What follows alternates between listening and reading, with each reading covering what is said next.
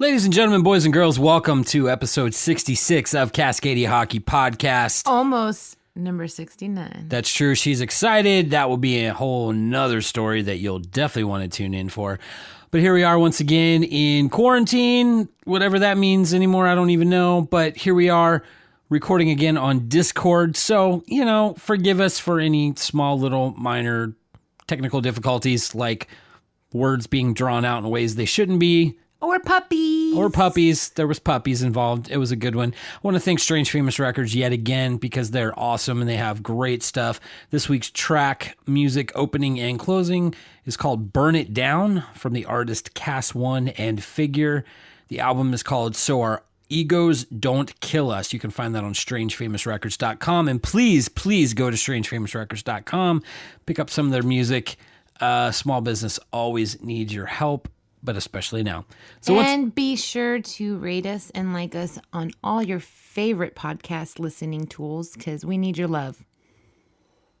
Yes. And now, enjoy.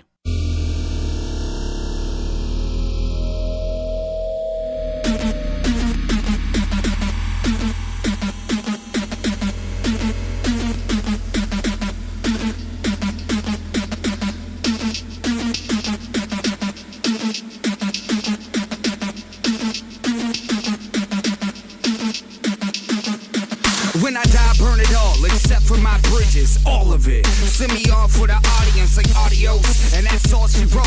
Maybe I tied a rope from umbilical cord and walk like a dog till I got to the shore. Never choke up, never give no.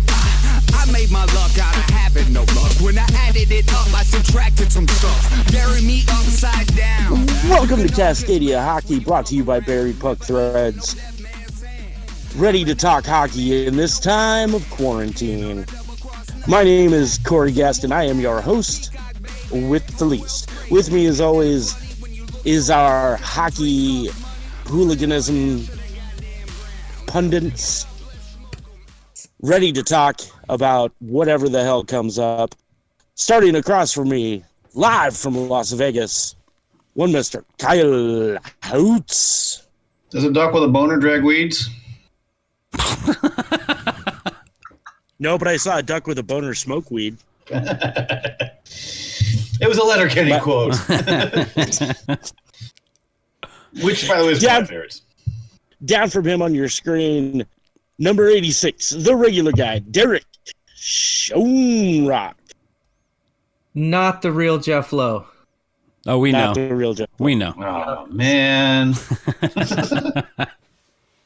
I don't have a nanny. Not yet. You could get in trouble with the nanny. That means you're not going to get in trouble, so you're good. Apparently he's not getting in trouble either, so it's... We all know what's going on there. We all know.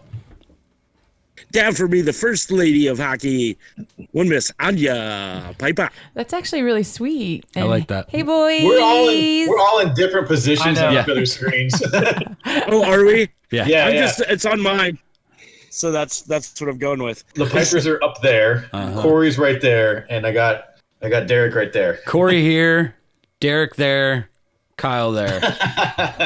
I got Kyle, Cage, Mr. McMurray, Mrs. McMurray. And next to her, the founder of this shit, the crazy guy, the misanthrope, one Mr. Aaron Piper. Good morning. My wife is nodding in approval, so I guess you got For it the right. first time I think we in all... our history of me being on the podcast with you guys, I've been disagreeing that he's a misanthrope. The last 4 weeks is accurate. I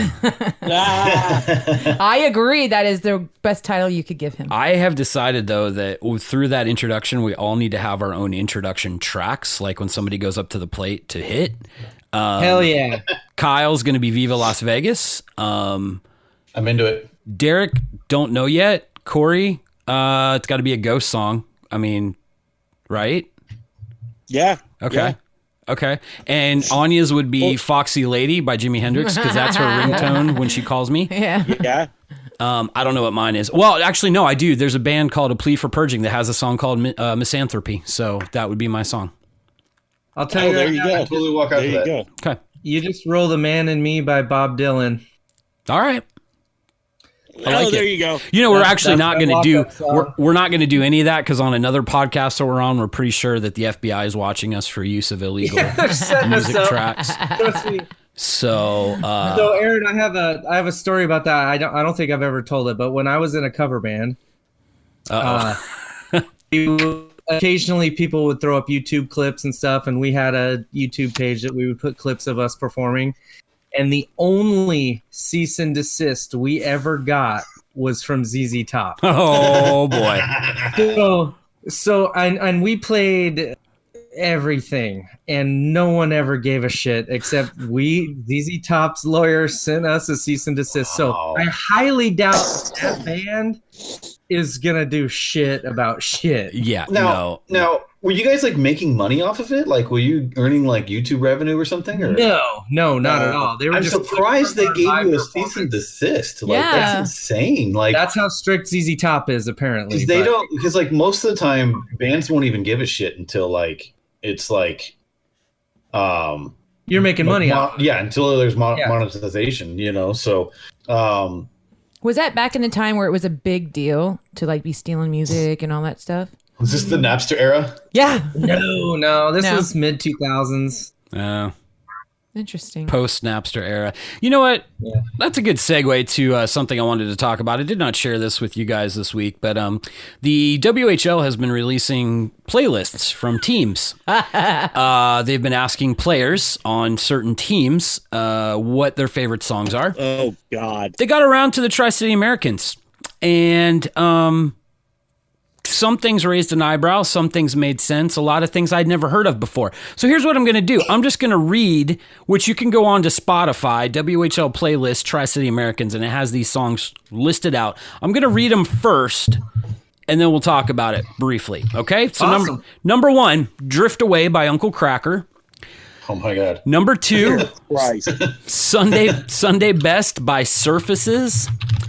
Number three, Love on Me, Galantis, Hook and Sling, whatever. Number four, Should Have Been a Cowboy by Toby Keith. Guess he doesn't want to play hockey. Number five, Total Eclipse of the Heart by Bonnie Tyler. That's a joke.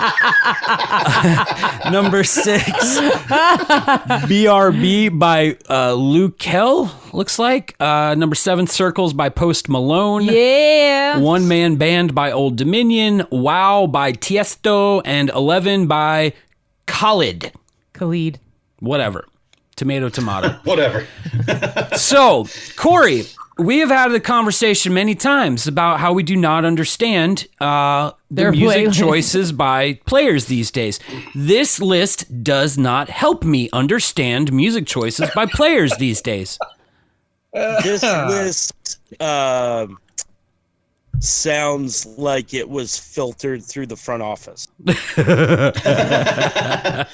like someone in there was looking at it and they were like, "Oh, that's filthy. No, we're not putting that on there." Yes, It's half the size it used Okay, to be. here's a that right there. job. We need to all put two songs together and we'll make a Buried Puck playlist. And there is Yeah, there you go. no qualms. cool. You can do whatever No, you okay. want. Two, give me like 20 and I'll make a bunch of them. I got No, spare no. time.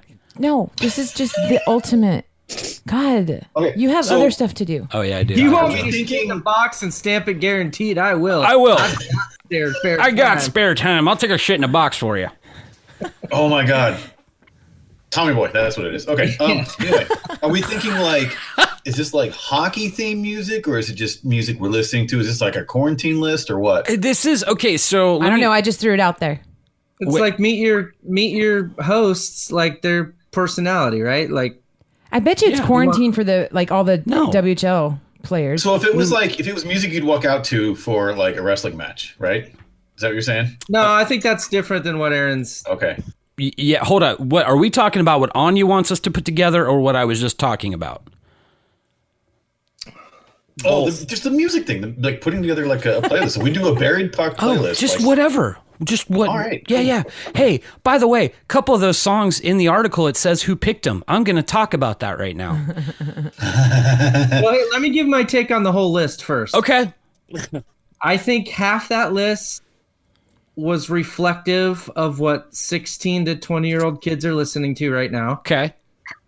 And I think the other half of that list were some fucking smartasses having Memes. fun. They were like, "Oh, you want us to think about this? Yeah. Okay, here you go."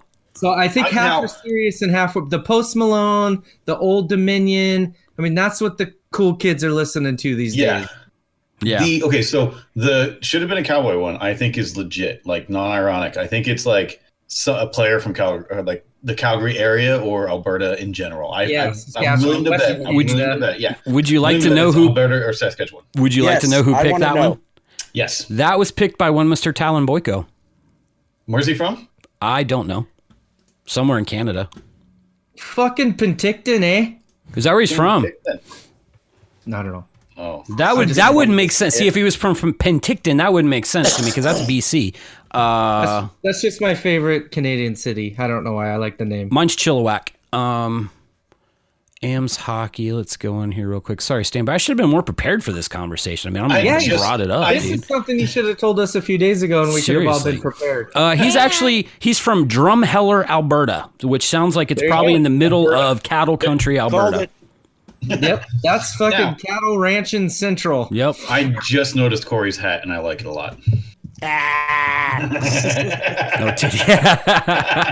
He wears it on Taco Tuesday. Yes, he does. Taco Titty Tuesday. Which on Tuesdays, he's my best friend because Yep. it's titties and tacos. Yes. Yep. So yeah, should have been a cowboy. I have to think that there's got to be some culture there. Oh, for sure. For where Mr. Boyko's from. Let me see if I can see who else picked. One Man Band, which is an Old Dominion song, was picked by Sasha Mutala. Interesting. Now, I also realized that Sasha, I've always thought this, but I hate making the assumption. Mm-hmm. I realized he's half Korean. Well, so there was that article that came out, and yeah. I was like, he looks. I don't want to say it though, because that's mildly racist, but I had a suspicion. Mildly. You know? There's levels of racism. You're like he looks vaguely Asian. Yeah, I did, and I was like, okay, whew, I'm not an asshole. Yeah, that was actually that was actually a pretty legit article that was written by the Korea Times. that that was was pretty long. So I personally awesome. thought it was part Chinese. that's mildly racist. Well, no, Yeah. like, No, I mean, I when didn't think he was Korean, but like, I was just like, I bet he's got, Yeah, Filipino. his mom is Asian from background. Korea. Yeah. So, and congrats. Sasha had a great year this year. It was good to see him bounce back. That article talks a lot about some personal things that he went through, which tells I you. didn't read all of it yet. I kind of read the first couple paragraphs and It's a good one. trailed off. It's a good one. All right, let's go. Anybody? What is this? I don't even know what the fuck that is. Some of the group's most one-man band. So Old Dominion, I've heard of them. I don't even know who they are. They're huge right now. Country, right?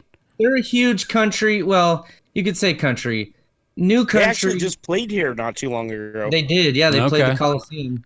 That's right. That was where we went the game after they played, and the floors were all sticky. So Yeah, which was Gross. dried blood and Okay, so coming from like someone who's worked in 2 arenas now, that is normal. oh, I know.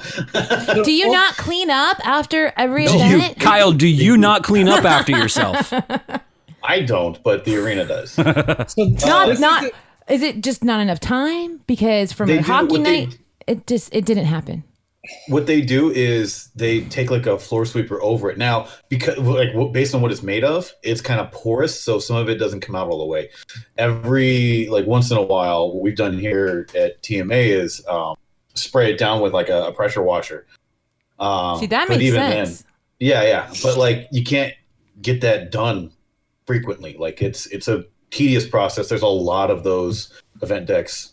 It takes a while. It's gross. So It's like it is. thick Those- beer syrup sticking to my clothes, and you know what? That's probably can't how it's going to be spread. stand. More That's how sickness. it's going to be The spread. shitty beer. Stand touching That's it. where the Corona came So from.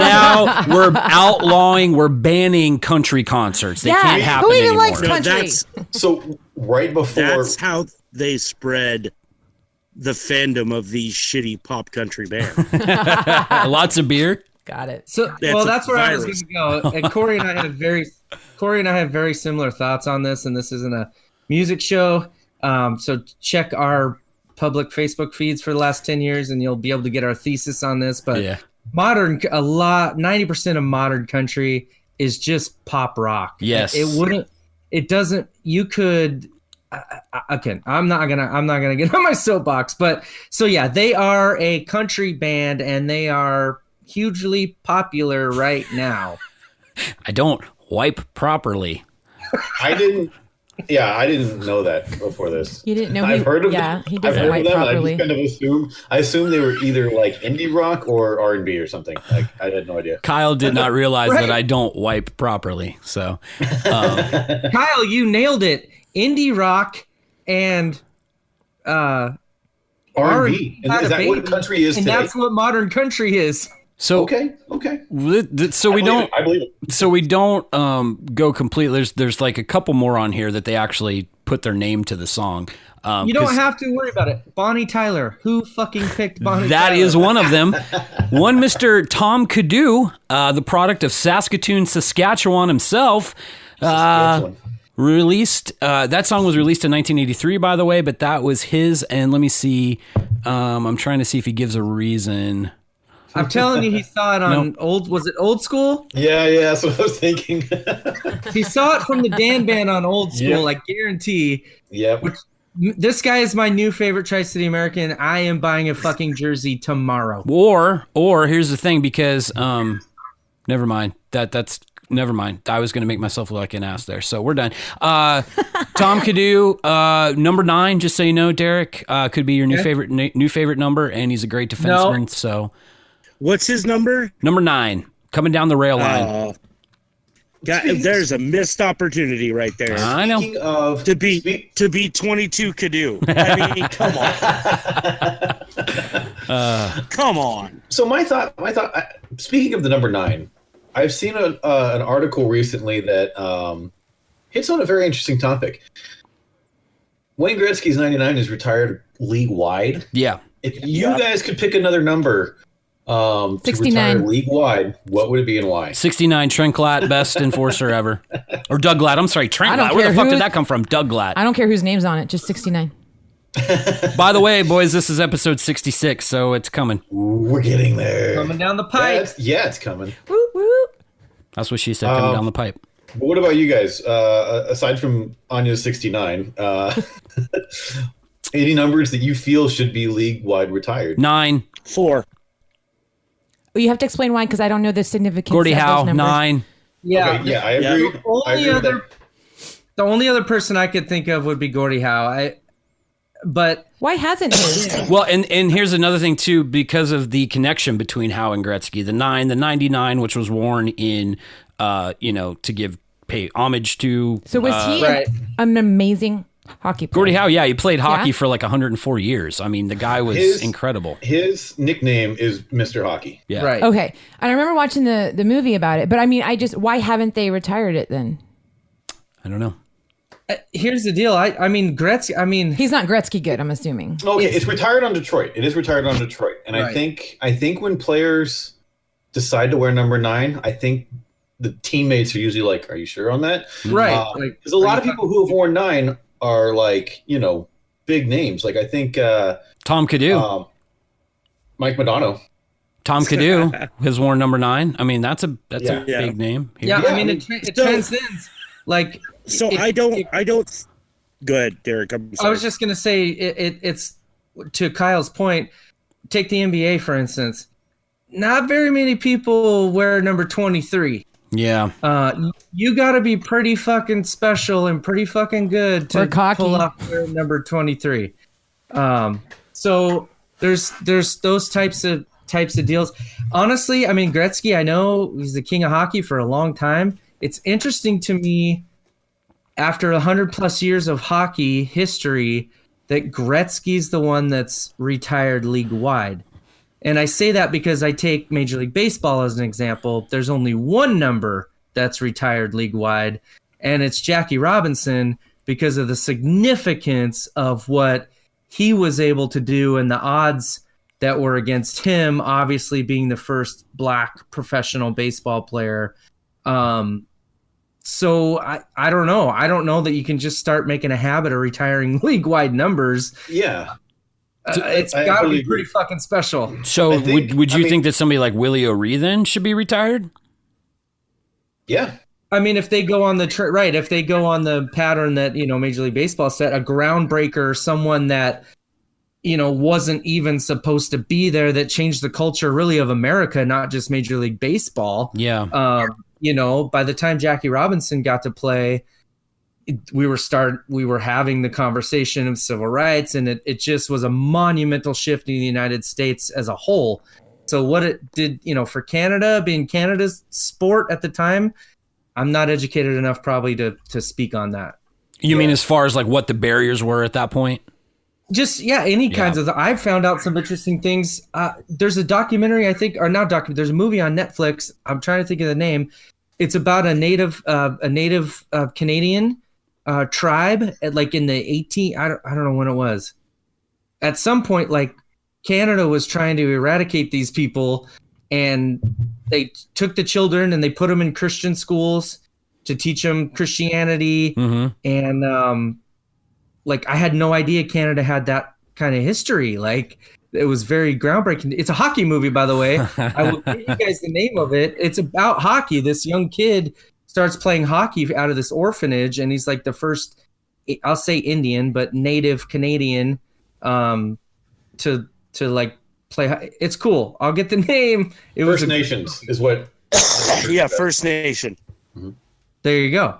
So yeah, it's First Nation.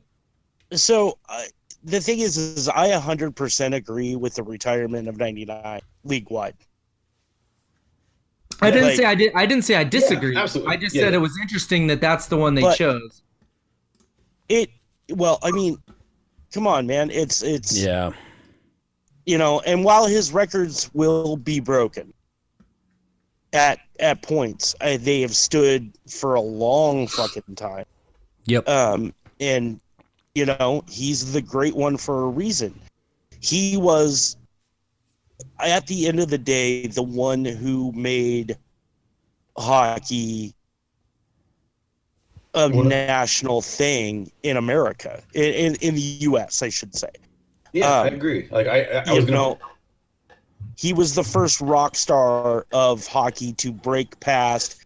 If I go up to an average person that's not a hockey fan and say Gordie Howe, it's possible they'll know who he is. In But average if I hockey, say Wayne Gretzky, yeah. no, you know what I mean? Like I'm talking about being a cultural thing that moves past the fans of the sport. Yeah, for He sure. definitely brought it to a new level during, I'll say, the TV era. Yeah, absolutely. And that was Live sports, and it was in everyone's house, not just on the George Michael Sports Machine at 11:30 on Saturday with recaps. Yeah. Yeah, exactly. And that's what I'm talking about is you can't diminish what Gretzky did as the first I don't know, rock star of hockey. Yeah. Like to break out past what it is. His name is mentioned in the same breaths as What's going on there? We've what is got happening? we've I got just saw a figure out chick. the- Keep going, Corey. Sorry, that wasn't supposed to distract you guys. Oh. We can't really see. There's a big glare on it. I know. I'll figure out a better way to do that. Go All right. ahead, Corey. I'm sorry. So, but what I'm saying is his name is mentioned in the same breaths with Michael Jordan Yep. and Muhammad Ali and the greats of a sport that makes it go past the fans of the sport. Yeah.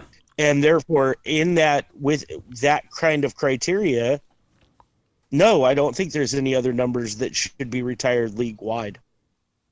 Okay. I think it makes sense to me when teams retire numbers. yeah. Like 9. I don't think any other Detroit Red Wings should ever wear number 9. And it is retired on in Detroit. And I feel like that there's certain numbers that players won't wear because not just because they're not quite retired yet, but like because they're like, hey, this might get retired. If it isn't, we're not going to wear it. We're all agreeing not to wear it, kind of thing. I know that happens a lot. Yeah. I think with who was it? Lidstrom. When Lidstrom retired, there was a point when I think like someone who used to be number 5 went to Detroit. I and they were like, "You're not wearing that here. Sorry, pal." Like I think that's definitely a conversation that happens, when new players arrive. So. Well, and then and that's if you play in Montreal where they've retired like 43 numbers, I mean, you don't have a lot to choose from anymore. slim ticket. We're going to shapes now. We're all out of numbers, man. We're going to call this a square. Circle, square line.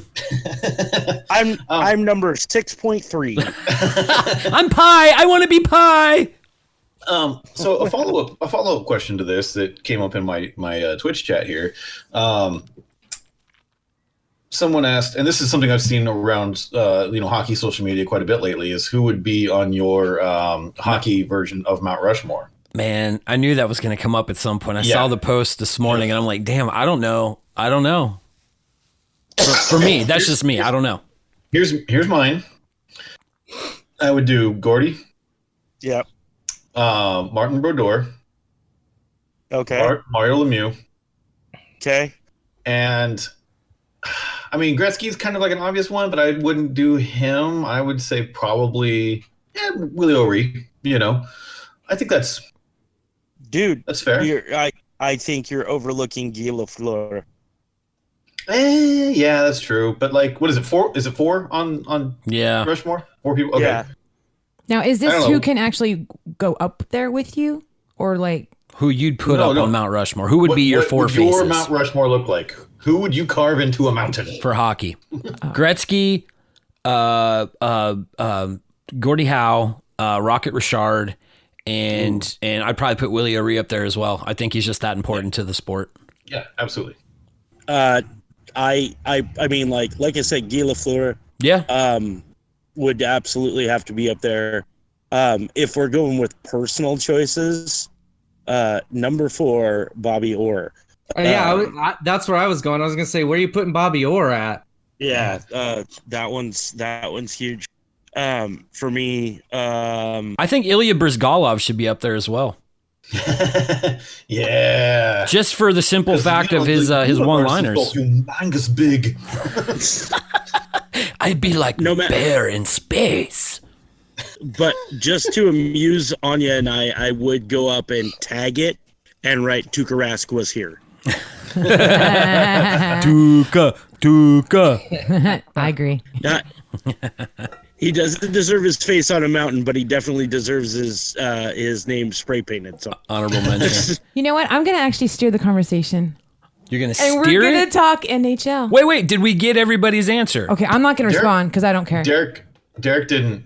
Not totally, but all the pieces are there. I would definitely go Howe, Gretzky, Orr, and Lemieux. Howe, Gretzky, Orr, and Lemieux. That's a good one. Can't argue with that one. Yeah. I don't have a stake. I don't care. All right, so there's your Mount Rushmore, according to us. 5 or 4. Mine is just blank. 4 schlubs. I don't know. All right, what do you got, babe? Okay, so this is something that I'm on the Twitters, and again, I'm a stalker on Twitter. I don't really participate, but I saw a tweet, and it was really interesting to me, and I would love to get your guys' take. So I will say the tweet, and then I will tell you my response, and then I would love your feedback. So I go first. Okay.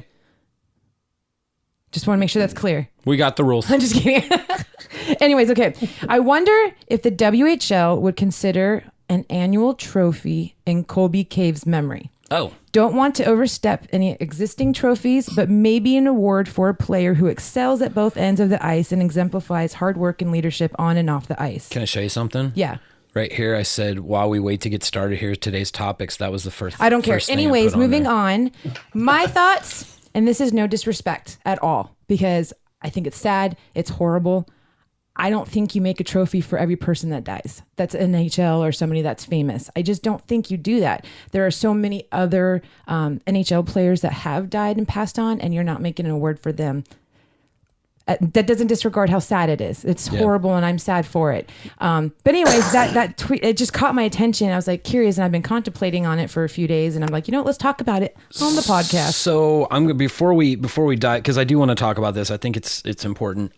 Before we dive in, though, a lot of people have heard Colby Cave. That name passed away this past weekend. Had a brain bleed. I don't know if it was a genetic thing. I don't know if it was an undiagnosed something that came up for him. But he passed away after being in a medical coma for several days. Heartbreaking. I mean, the stuff that his wife has been posting, it makes me super fucking sad.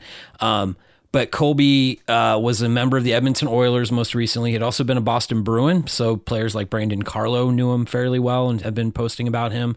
But going back even further, more relevance to our podcast here is that he was the captain of the Swift Current Broncos, which is why this conversation has come up about the WHL starting an award in his honor. Now, I will say that tweet was not anybody directly related with the WHL. No. It was just a what if. So we've heard Anya's take on it. What do you guys think about, if and this is going to sound so cold, but if we were to name an award after every person that died, I mean, we would run out of awards.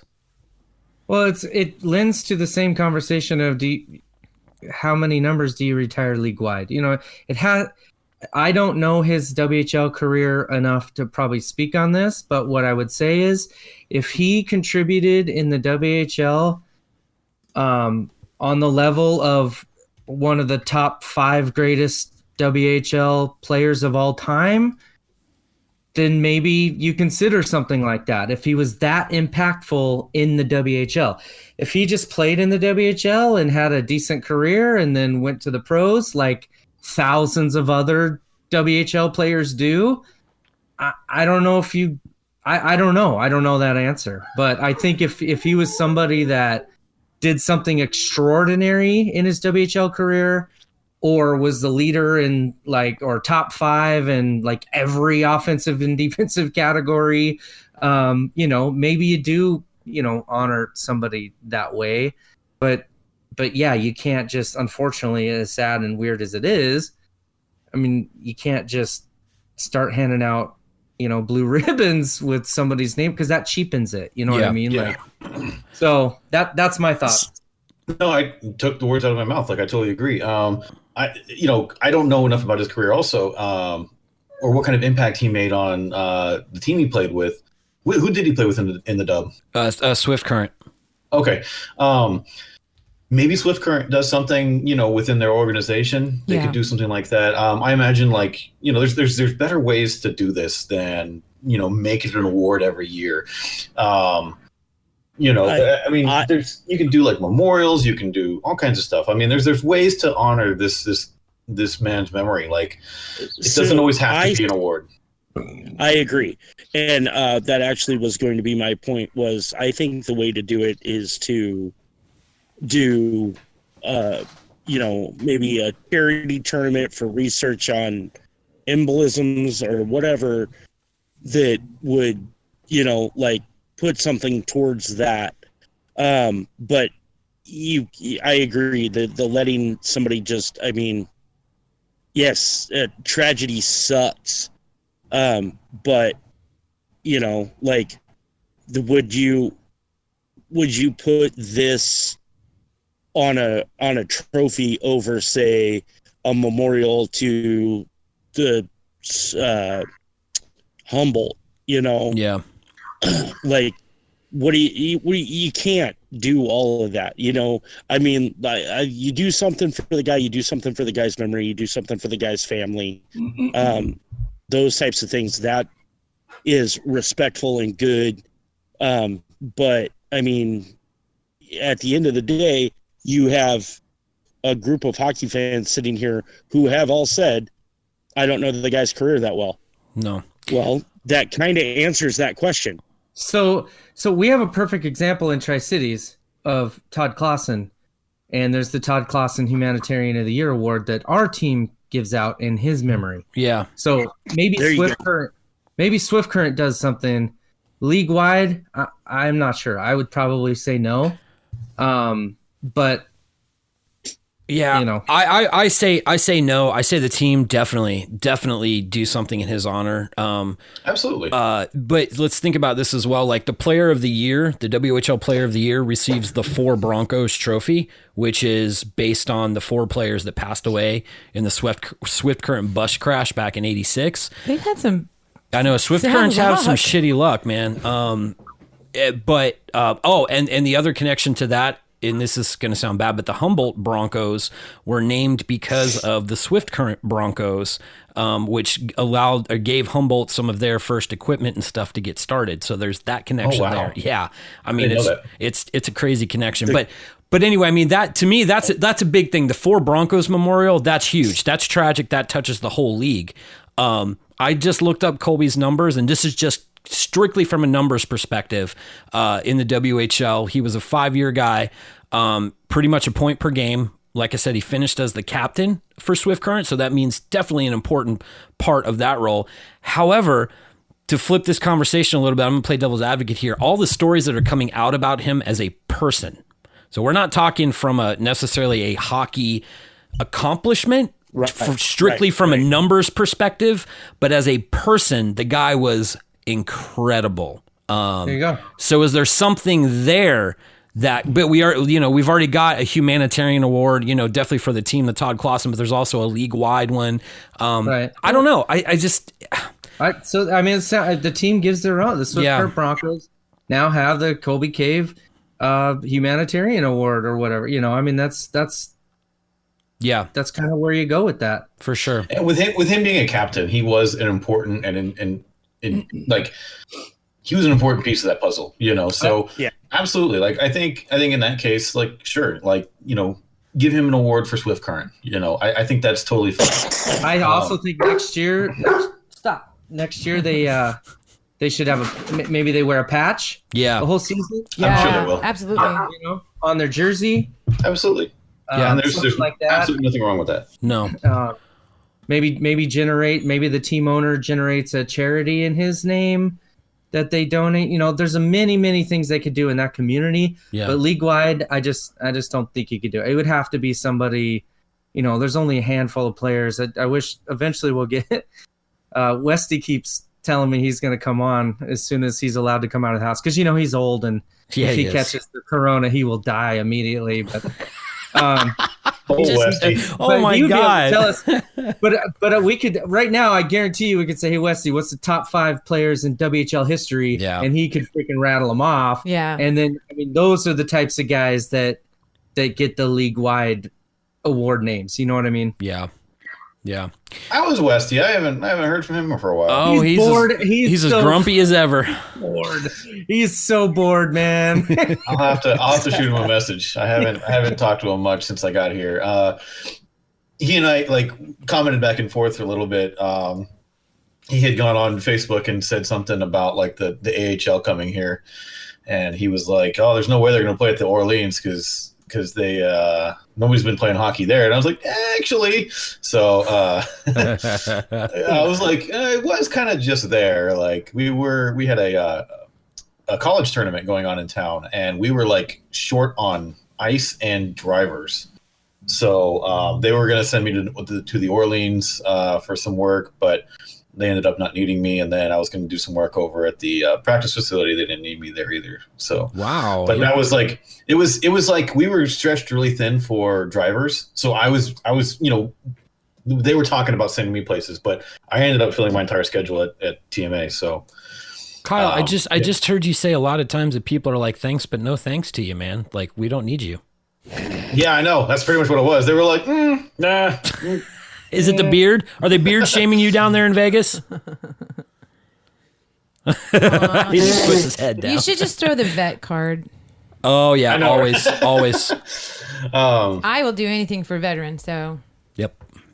within reason. That's Within reason. Yeah, I'm like, I was like, hold on a second. I was like, Anya, I need a fence built. I need a fence built. You know what? I actually did help build a fence, so I could help you. Oh no with shit. that. Oh, okay. Our fence. I know how to dig those holes. When it was 103 degrees here. Oh my God. Yeah. Anyway, so I think we're all kind of in agreement with that. And once again, super tragic, man. I mean, I can't even say enough condolences to his wife, to the Edmonton organization and all that stuff. So, yeah, I think that's pretty much all we have to say about that. It does make me want to go do a little research on what each team does for awards and stuff like that. So maybe maybe we'll report back on that next week. That could be our homework. In a little lighter news, on the list of topics we were going to talk about today, I did put "and Detroit still sucks." We won't get into that one. No, this was kind of cool. Which, not surprised, I totally agree with. Dennis Williams of the Everett Silvertips was named the Western Conference Coach of the Year. So I think that's pretty cool. Ever since he's come in, I mean, I knew of Kevin Constantine quite a bit, the former coach of the Everett Silvertips. He was defensive guy who would bore the hell out of you and beat you 1-0 every night. His brand of hockey was very boring. This Dennis Williams guy came in, had never heard of him. I think this was his third season there. But as a rookie, he took his team all the way to the Cup finals in the WHL. So he did a good job. He came from the USHL. I've always liked him. He's fiery. And he seems to be a really good coach, very much connected in the community there in Everett. Just a good guy. So I think that's a good thing. Yeah, absolutely. And I believe the coach of Edmonton, I don't remember his name, but I believe the coach of Edmonton Oil Kings won the Eastern Conference Coach of the Year. So, ooh, nice. There was another thing that came out. The Seattle Thunderbirds won the Western Conference Business of the Year. So, if you guys aren't familiar with that, each year the league hands out one to each conference for the teams that do the best job as a business operation. What do you guys think about that? I don't know. It seems kind of weird. I mean, I think it's important for the owners to hang their hat on something like that, but what goes into it though? Because that's kind of not fair to some markets that you really like. If you're in a poorer or non-hockey related market, if you're in Tri-City, is that what you're trying to say? Kind of, yeah. But I'm saying how. I would like to know what goes into picking that, because what does it mean that you're a good business? It sounds pretty subjective to me. Here's the actual. Let me just read this real quick. Then go ahead, Corey. This is what the league says. The business award is presented annually to the WHL member club, exemplifying a connectedness with their community through giving back while also providing fans with an unforgettable game day experience. Okay, well, that's out. I get it. Yeah. See, that's that. I was about to say, like, there's all kinds of criteria that you could put in that could be scaled. Yeah. You know. Yeah. Like, if you're talking just butts and seats, you're not gonna. But if you're talking about percentage of seats filled, like, of growth over a season, like, that is, you know what I mean? If you've only got a 2,000 seat arena, not that anybody has that, but I'm just saying, if you have a 2,000 seat arena and you put 400 butts in the seats every game, but over a season you put 700 in to 1,000, like, that's considerable growth that you can quantify. Yep. I agree. That makes sense. I would say it even leans more heavily on the game day experience part. Yes. You know, what they're offering, what kind of things they're doing. You know, how many times can the blimp drop a lottery ticket? You know, like changing things up. I will say this year. How many people come away with a rubber chicken? Yeah, I will say this year. Not PP. The games that I went to, Ryan. I think some of the new leadership in the AV game day department really stepped up the game.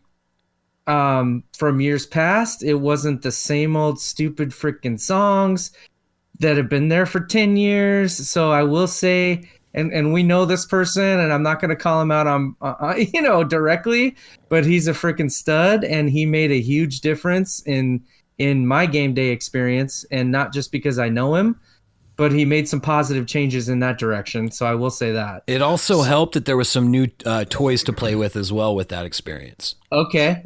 See, that's information I don't have, but yeah, I mean, but you need the creative there. You know what I mean? Like, absolutely. You can't for 10 years, you can't play the same intermission song like Hava Nagila, and just like you gotta mix it up, man. And I think I hope he had control over that. I think he had control over that, and it made a difference for my experience anyways. So that brings up a question. Uh-oh.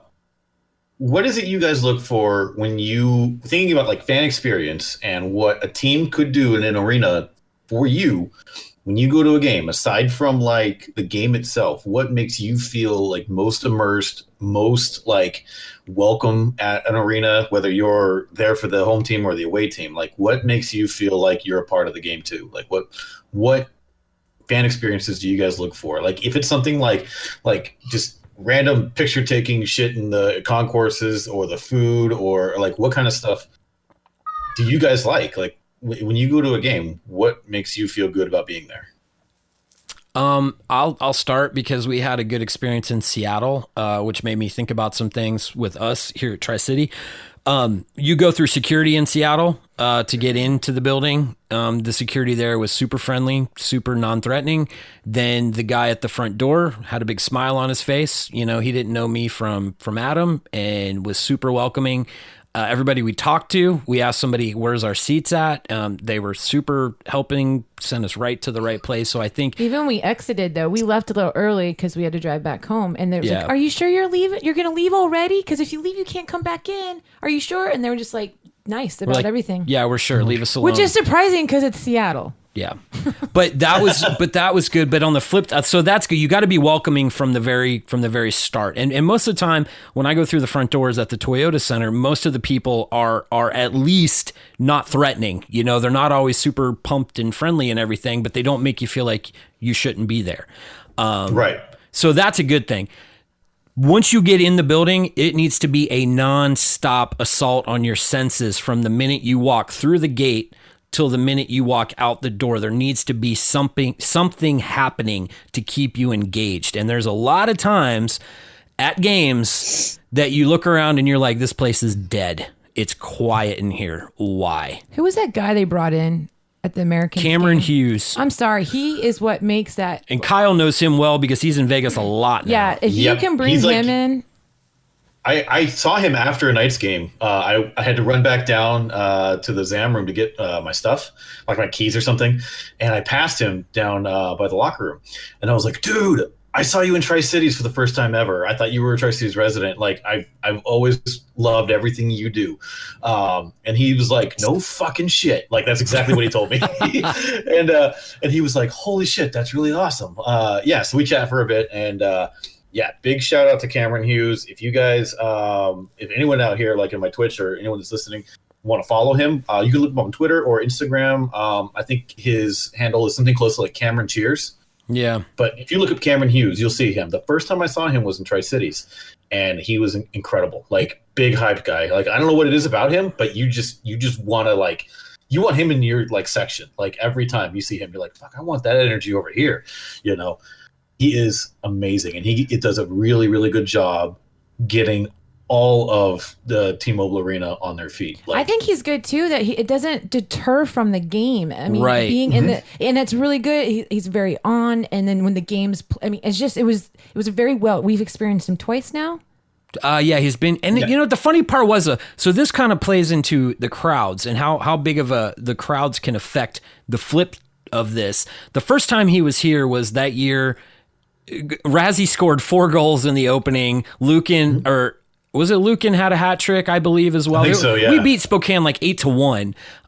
So that gets the crowd into it enough. He was there and got everybody hyped up even more. The next year they brought him back for the opener, and the Ams lost that opener, and it didn't seem like he was able to rustle up as much energy in that game.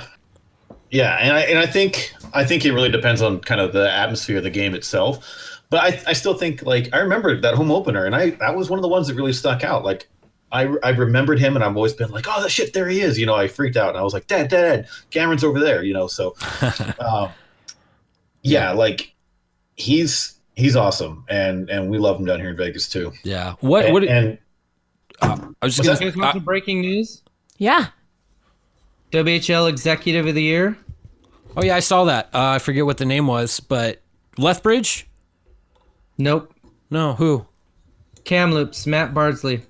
Okay, so for the Western Conference, Kamloops. Eastern Conference was somebody else. I forget. Maybe that was Lethbridge. Yeah, Western Conference exec of the year. Awesome. Is Bardsley. So, of course, I mean they had, of course, we talked about going from zero to hero in just a couple of seasons, right? Yep. Yeah. And unfortunately, man, I look at like they had an older core of players that really carried them this year, and I don't know what they'll be able to bounce back from for next year. Right. So their chance might have just gone bye for now. Yeah, so the WHL has been talking about all that stuff. The draft, the Bantam draft is coming up 22nd, right? Is it the 22nd? I think so. I think I just saw that. April 22nd. Okay, and they're going to be doing it. So that's next week. So one Mr. Connor Bedard will be a Regina Good Pat. Lord. Would there be a chance where they don't draft him or pick him? Absolutely Would there ever not. Be? No? Absolutely not. Because of the fact that he got special status and all that bullshit. Absolutely. Connor Bedard will be your number one choice. Just curious. Anybody disagree with that? No.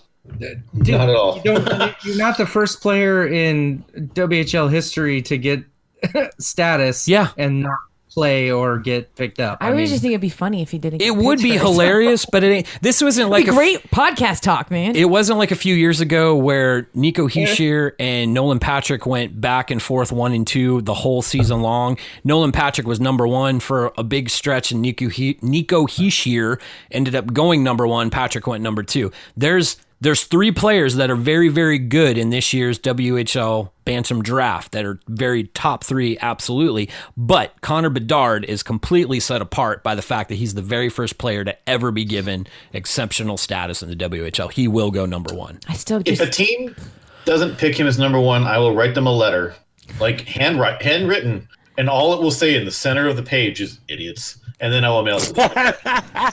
Yeah, and at that point, I don't care what Regina rhymes with; they're stupid. So fun. Regina rhymes fun. It's Regina. Oh man, yeah. So that's coming up. Another thing that I just heard about was the NHL had told players and staff to kind of self quarantine up until April 15th. They just extended that to April 30th. Not too much of a surprise there. I say it's going to be canceled. Yeah, when do we get to that point, guys? When do we get to the point where we have to pull the trigger on just shutting it down? I saw a tweet the other day saying that they're looking to possibly just start the new season later. Yeah, that's definitely been talk, but don't you already have like the arena is already booked for like next season? Didn't we kind of touched on this a little bit last week, didn't we, Kyle? You talked about with the arena's bookings. Yeah. We were kind of talking about like arena scheduling conflicts and all that kind of stuff because everything's going to be trying to catch up at the same time. Yeah.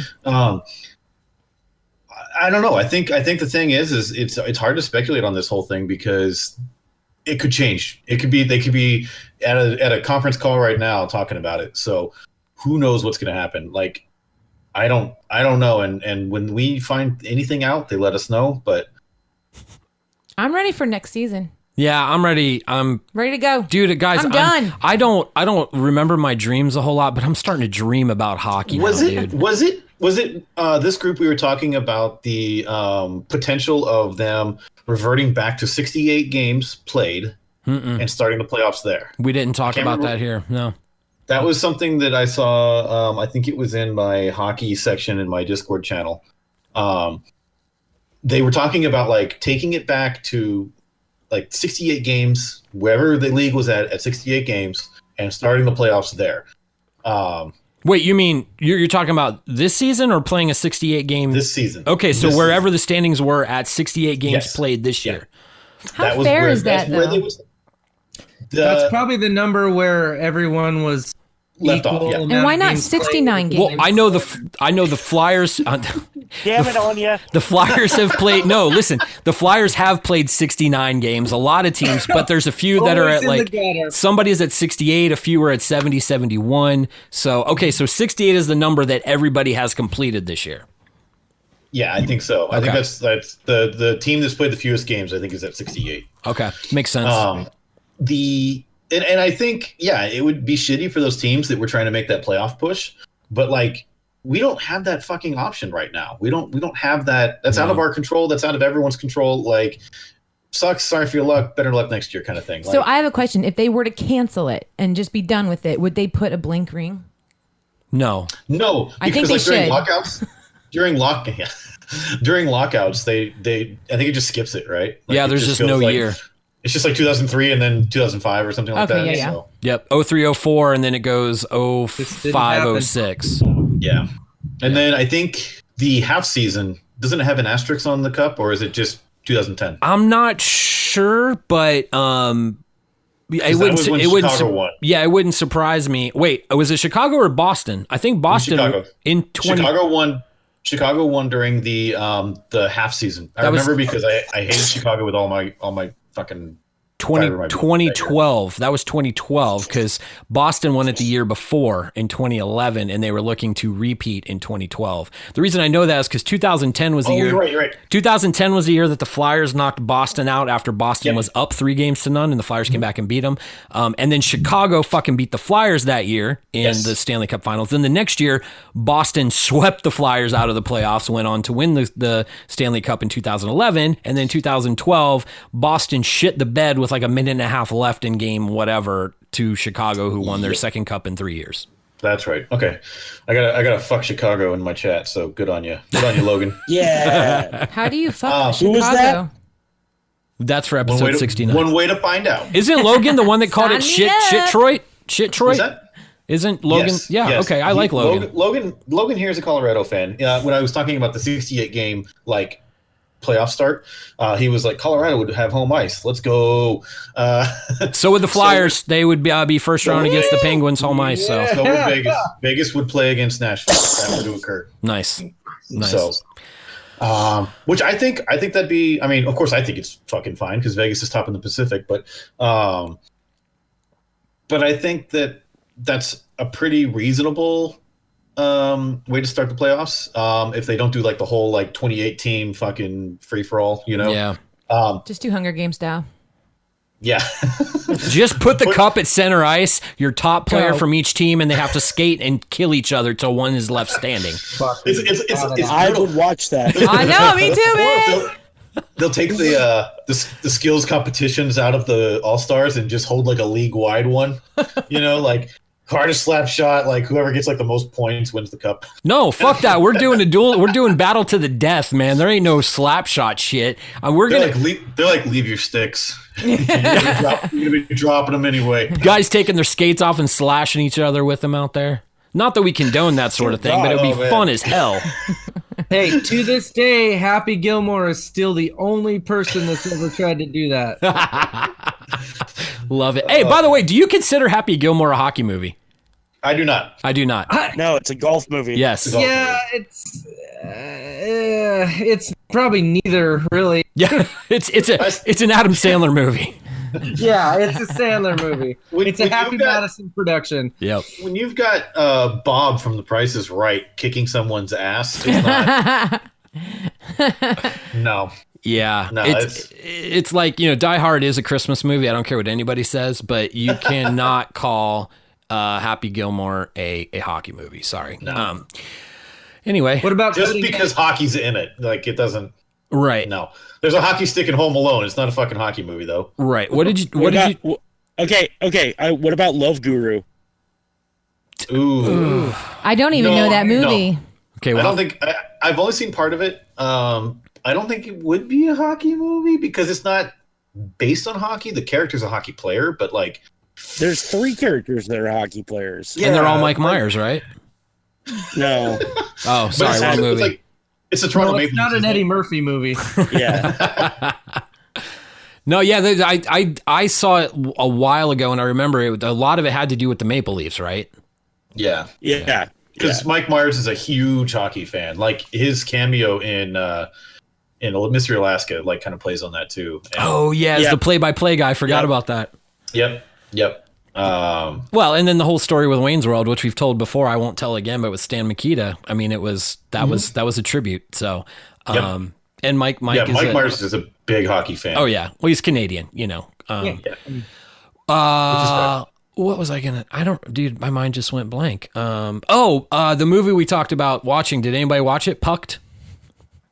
No, We I did. didn't either. Oh, What did shit. we watch Friday? What did we? Oh, we watched The Big Lebowski. You're Yep. welcome, Derek. And I have never seen it all the way through. She's never seen it all the way through, so It was stupidly fun. Oh. He's so disappointed. Look at the inner death in his eyes. He is just like, I'll wrong take answer. it. Watch it again. I don't. I'll I'm not take it. sad I didn't watch it, but No, I'm not like. Oh, she's not sad that she watched it. You just gave yourself away and said, "I'm not sad I didn't watch it." You did Oh, watch it. okay, whatever. Anyways, This- She I'm not enjoyed sad. it. This is what I've always told people. That movie has no gray area. No, You either don't like it or it's the greatest movie you've ever seen in your entire life. There's no in between. Yeah. Josh in my Twitch chat, who was also from Tri Cities, Nice. says The Big Lebowski, so good.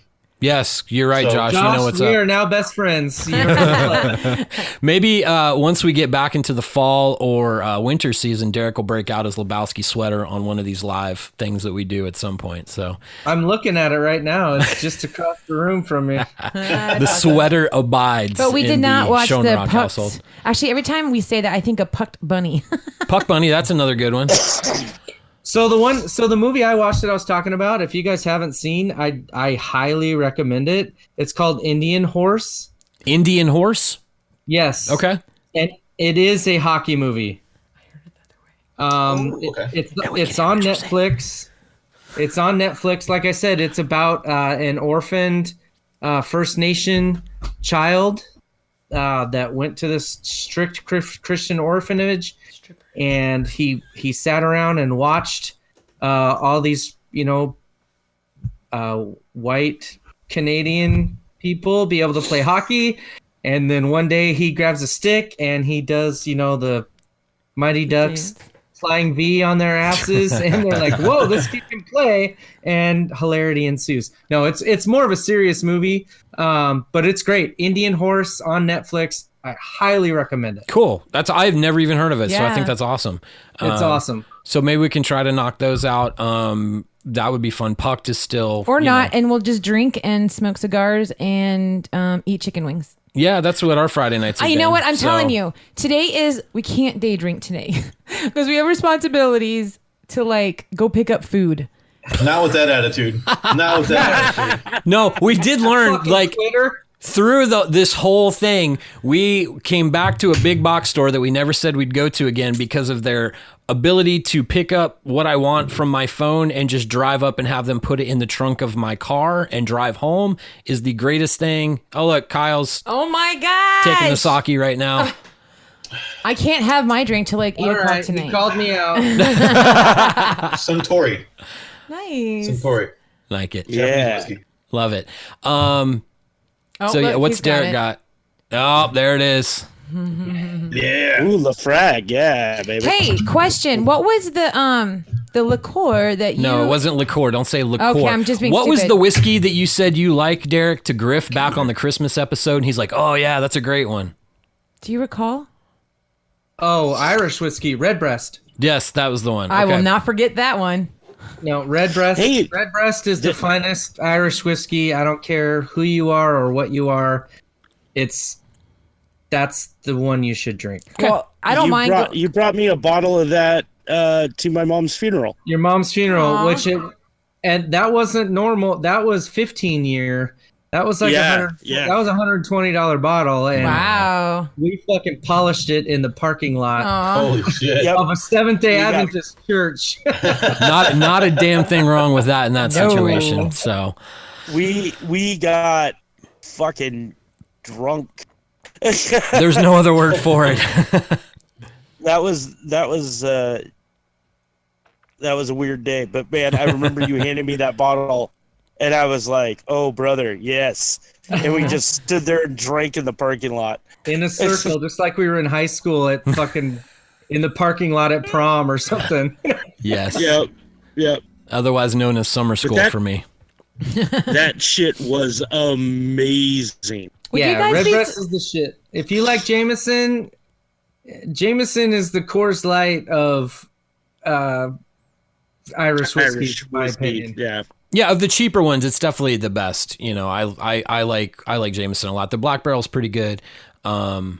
Yeah, and that's a more premium version. Yeah, if you're but ounce for ounce, you buy the bottom rung Jameson compared to the bottom rung Redbreast, you will notice a difference. Sure, absolutely. I have a hockey related alcohol question for you all. Oh, okay. When you go to games, No. what do you like to drink? Also, if you play hockey, like if you're playing street hockey or if you're playing drop-in hockey, and this is for anybody in my chat as well, when hockey's involved, what do you go to? So I'll step in real quick because I'm boring. I don't drink at games because it's too expensive. Sorry, I just don't like Fair. paying That's totally fair. that enough for alcohol. But if I'm home watching a game, it's generally going to be a Black Barrel Neat or a whiskey Coke or something like that. Just something I can down pretty quickly. I like it. I will say, when I go to the game, I love having a beverage. It's part of the experience for me. Is Same with me. having a beer at the fucking hockey game. Yep. It just depends. To me, it depends what I'm feeling that day or that night. Yes, it's freaking expensive. So beautifully, because of the generosity of our creators here, I was able to sit in section PP quite a bit this year. And just down from PP is a little stand that sold 16-ounce cans of 10 Barrel Brewing pub beer. Ooh. Really? Which it's just a really great tasting lager. Nice. I think 10 Barrel. They're in Bend, Oregon.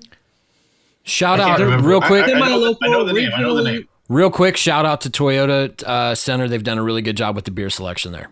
Oh, absolutely. They've totally diversified. Yeah. Yep. So I kind of go pound per pound, try to get value for bang for my buck. Sitting in PP, it was close. There was never a line because the craft beer lines are really long. I'm Yeah. also kind of lazy.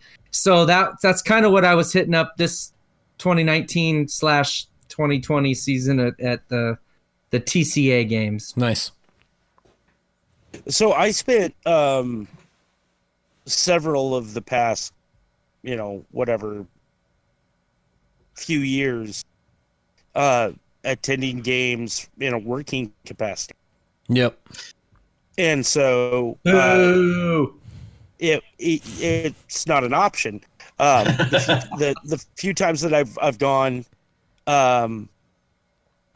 it's like half and half. Sometimes I'll get a beer, sometimes I won't. But it's at home. I like a beer when I'm watching hockey. Any in particular, or just whatever's in the fridge? Oh no, I'm ghetto, dude. I drink Rainier and PBR. Rainier's perfect, dude. For watching hockey, Rainier's perfect. We don't get Rainier down here, and I miss it a lot. Yeah, I miss it a lot. That's weird because it's coming out of California now. Yeah. Really? Yeah, I haven't been able to get it. It's just not here. That's because Revo won't allow it to be there. I know, right? So speaking of Revo, my beer, whenever I stick around for games at the arena, we have what is called the Hyde Lounge, which is on top of it's like floor 5. And up there we serve Revo's beer, which is the Dawnbreaker and the Training Day. The Training Day is a golden ale. The Dawnbreaker is a pale ale. That is the greatest name for a beer ever. Yeah, it's awesome. So I like getting those. I have a little bit of a hookup, so it's not as expensive. It's not as expensive for me. And I actually have one of his beers in the fridge. I think it's Training Day. Nice. And that one's my kind of spectator beer right now. If I'm playing, we usually have a ton of Coors Light in the fridge because it's light and you can kind of down a couple and still play without getting sick. Yeah. Is playing buzzed fun? Yes. Fuck yes. Oh my god. Yes, it is. If it's an option. If it's an option for me as the goalie, I will have a couple before I hit the ice. Oh my god! I think I would pay to see a bunch of beer leaguers. You don't think it's the best as a goalie when you drink before you play. You don't think, you just react, and that's the best. But are you slow? No. Here's the puck, and you're like, whoa. No, I haven't really had that because I don't drink that much before I play. There's a tipping point. There is a tipping point for sure. it does enough to kind of take the edge off. Like if something might hurt more than normal, then I probably won't feel it nearly as much because I'm a little more numb to it. Right. Which does help sometimes. Especially down here, there's some really fucking good hockey players I played against here. Holy shit. God, dude. Like I still, like rotating my wrist right now, still hurts. One of our other Zam drivers, he's a really, really good hockey player. And when his shot is just fucking hard. And he hit me, the pad shifted and it kind of struck right here. Ooh. So there was no pad. So I had a big bruise. I had a big bruise for like 3 weeks. And still to this day, rotating my wrist, I feel it. Nice. And this was back in November when this happened. Oh wow. So yeah, a couple beers beforehand usually helps. So but and I brought Pink Whitney into the locker room a couple times. That's always been kind of like a favorite. I kind of outgrew it. Like first couple times having it, I'm like, yeah, this is all right. I like it. Now, do you do you take a shot? It's pink lemonade flavored vodka, corrcorrect? Yeah. It's pretty smooth. It's a little syrupy, it's kind of thick, like vodka, but like when it's hot outside, I love it. Like during the winter. Okay, I can get behind that maybe when it's like 100. Yeah. So, Kyle, let me tell you a little story. How old are you, Kyle? 34. I'll be 35 this year. Okay, 34. This is perfectly relative. So the old man says 34. I just turned 41. 34 is about when I retired from beer league softball. Okay. And this is the reason why. I was in the outfield for a couple games in a row. I already know what's coming. It's great. and these guys were playing beer league rec softball, city league, and these guys are slaunching. Just line drive after line drive, and I'm running full sprint, diving. I can't get under anything. I'm like, oh my God, these guys are they're professionals, man. Like, this is rec league. Why are these guys so freaking good? And after about 5 games, I realized that they're not. It was me. I was slower. I wasn't reacting as fast. Balls that used to be, can of corn, I could just camp underneath all day long without breaking a sweat. We're now I couldn't touch them, and that was the day I realized it's me. I'm old and fat, and I can't play anymore, and I had to hang them up. So you think these guys are shooting them harder, but maybe you're getting a little older there. The day the music died. Well, it's more like a relative thing. Like it's, I see some guys out there, and as a goalie, I always kind of pick out who's got what kind of shot, so I can kind of predict it later. There's a couple of guys out there that, I've played with Tri-City American alumnus. I don't even know how the proper use of that word. Clayton Stoner. What? Thankfully, he's reeled it back for us. But he makes it look easy, and facing his shots are usually pretty tough. It's not the speed of his shot, but it's more of the nature of it, Yeah. But and he's not here now, but I wouldn't quit just because of that. Play if you love to play. If you're playing beer league, anything, whether it's softball or hockey or whatever, just fucking play it. Don't worry about the skill level of everyone else. absolutely. There's leagues for old people. Yeah, everywhere. When I played hockey in Germany, this is something I realized is it's never too late to pick up the sport you love or are interested in. There was a 50-year-old full-bird colonel, an Army colonel, who had tried hockey for the first time, and he picked it up and loved it right away. And I loved having him on the team because he was, it was weird because he was a full-bird colonel. I was a sergeant at the time, so I was way under rank for him, but but I was also the captain of the team, so it was kind of weird just kind of being all right, you sir, could you please, but it was really cool to see that somebody at 50 years old started playing hockey within a year and just fell in love with the game and was able to hang with the guys that he was hanging with. So it was it's never too late to start playing pickup hockey or beer league hockey or softball or anything. Like, play it if you love it. Like, don't. I encourage everybody. Like, if you love it, just fucking play it. Don't worry about that kind of shit. Absolutely. Like, as a guy who's played with various skill levels across Vegas and Washington and everything, like, nobody gives a shit. Like, if you're a bit of a slower skater and you're just kind of picking it up, like, you know, especially in the hockey community, 9 times out of 10 people are gonna like encourage you and they're gonna help you out and try to get you, you know, better. However, whatever that takes. You know, like, I never like try to like go easier on people that are kind of newer and whatnot, but like, you see that like people will try to pass to those players that are trying to learn. Like, they try to get them involved and they try to get them to play. And I want to give them, you know, me personally as a goalie, like, I want to give them, you know, the same amount I give everyone else, because that's what helps people get better, is playing against people that are more experienced. I love playing against people that are like really, really good shots, because that raises my bar. You know, like, I feel like even though I'm 34, I feel like I'm getting better every time I step into the rink.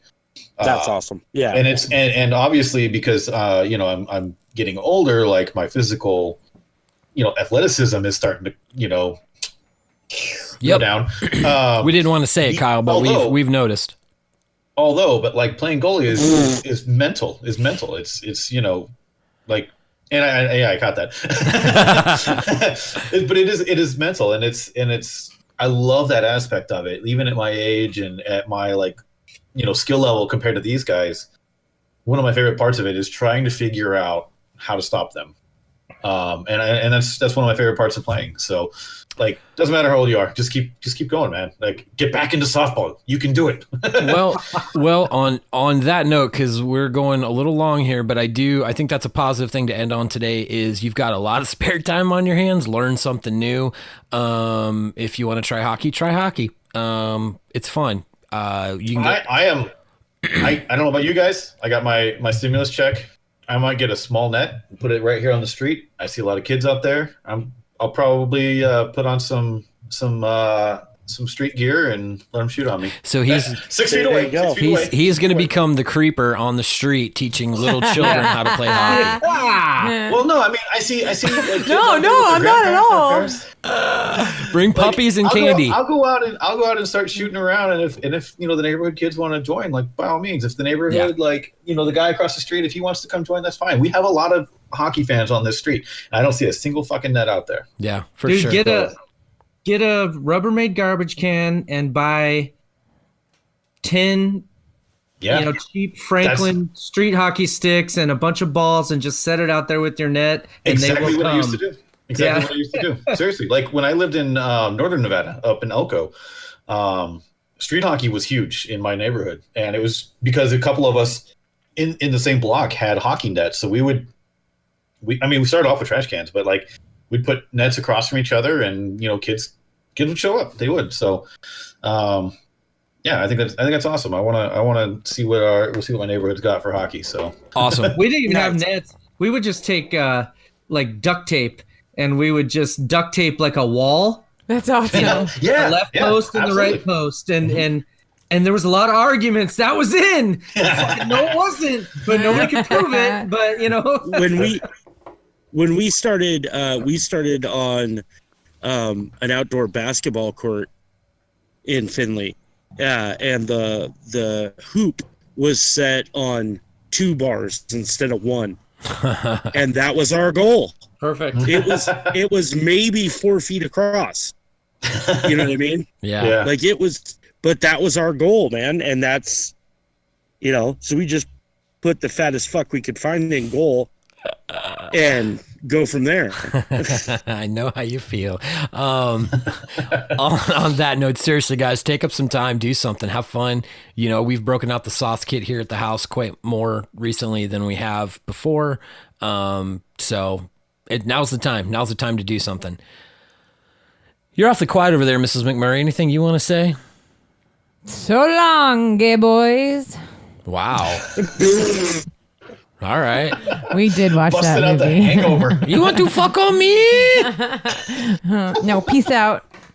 I gotta go do big girl Oh my things. God. Oh, okay. I guess we're wrapping it up, guys. She caught what I was laying down. So, All right. Oh my God. had a great time, Corey. You want to bring us on home for the day?